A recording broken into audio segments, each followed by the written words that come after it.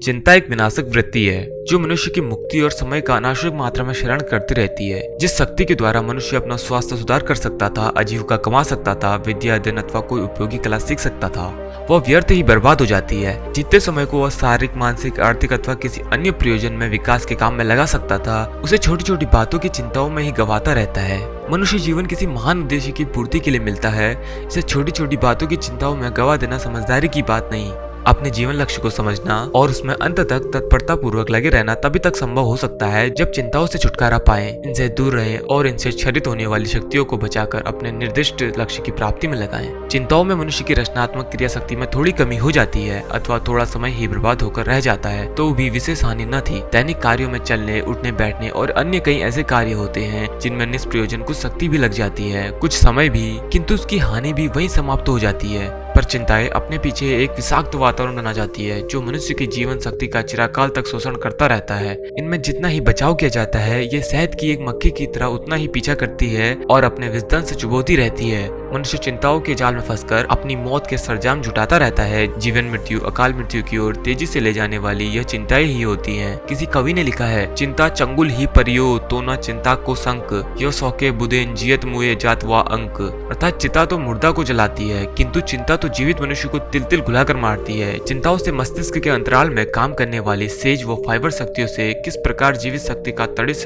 होता है, इसका पता जर्मनी के डॉक्टरों ने एक प्रयोग से लगाया। किसी पूर्ण स्वस्थ व्यक्ति को अचानक चिंताजनक समाचार सुनाया गया। इससे घबराकर वो उठने लगा तो उसे चक्कर आ गया और वो वहीं गिर गया। डॉक्टरों ने शारीरिक परीक्षा के बाद देखा कि उसकी इतनी शक्ति एक ही झटके में समाप्त हो गई जिससे वह एक सप्ताह तक लगातार श्रम कर सकता था। चिंताएं मस्तिष्क को उत्तेजित करती हैं जिससे शक्ति का बुरी तरह उपयोग होता रहता है। इसमें मनुष्य के सौंदर्य, शारीरिक बल और ज्ञान का नाश होता रहता है। चिंता जीवन की शत्रु है। शत्रु का काम होता है त्रास देना, भयभीत रखना और दाव लगाते ही आक्रमण करना। ठीक ऐसा ही काम चिंताएं करती है। दिन रात मनुष्य को गुलाती रहती है, रक्त, बल और बुद्धि का निरंतर शोषण करती रहती है, व्यक्ति को निराश बना देती है। इससे मनुष्य सदैव डरा डरा सा बना रहता है। कुछ दिन तक ऐसी स्थिति बने रहने से चिड़चिड़ापन, अर्धविक्षिप्तता तक की नौबत आ जाती है। स्थिति अधिक विकृत हो जाने पर मनुष्य के प्राण लेकर ही छोड़ती है। छोटी सी बात को लेकर इतने बड़े दुष्परिणाम तक पहुँचने की बात कुछ संगत लगती है किंतु होता ऐसा ही है। यह स्थिति बड़ी खतरनाक होती है। इसका किसी चिकित्सक के पास इलाज भी नहीं है। इसके परिणाम अंततः अकाल मृत्यु ही होता है। चिंताएं आखिर आती क्यों है, यह विचारणीय प्रश्न है। अधिक गहराई में जाकर देखे तो इनका आधार बड़ा ही टूटा फूटा सड़ा गला सा लगता है। चिंताएं आती नहीं, मनुष्य उन्हें स्वयं बुलाता है और अपने पास पाल कर रखता है। चिंता का अर्थ है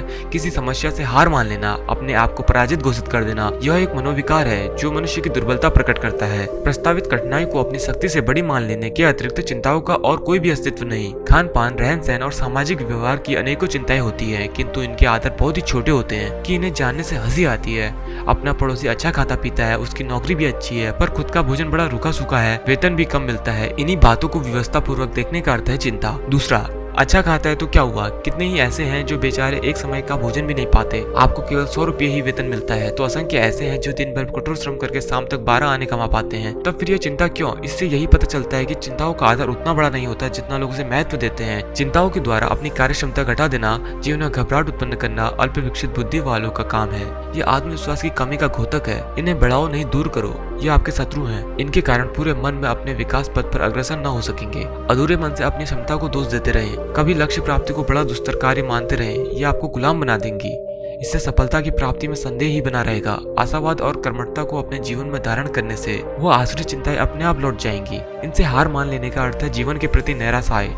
इसका परिणाम पतन की ओर उन्मुख होना, इसके अतिरिक्त और कुछ नहीं। इसलिए अपने जीवन को सुखी बनाने के लिए इनसे सदैव दूर रखिए, अन्यथा ये असमय में ही खा जाने वाले डाकिने हैं। चिंताओं से बचाव का सबसे अच्छा साधन है आध्यात्मिक धारणा।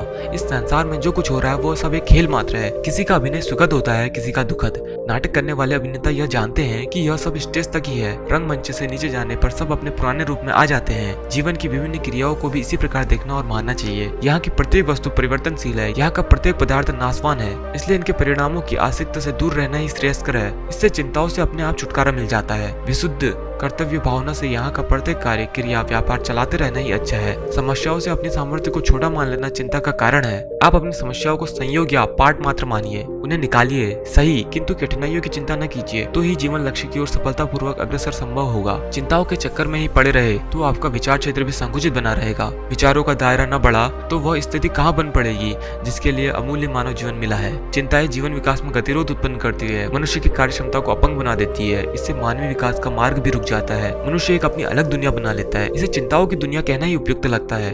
जब तक जीवात्मा इस छोटे से क्रिया क्षेत्र में फंसी रहती है तब तक वो अपने शाश्वत स्वरूप को समझ नहीं पाती। लघु से मेहनत की आकांक्षा कोरी कल्पना मात्र बनी रहती है। सफलता का मूल अंग एक ही है, अपनी चिंताओं से छुटकारा पाइए, तभी वो स्थिति बन सकती है जब अपने जीवन की दिशा में भी कुछ प्रगति की जा सके। तो दोस्तों आज की वीडियो में बस इतना ही। मैं मिलता हूँ आपसे नई वीडियो के साथ। जय हिंद, जय भारत।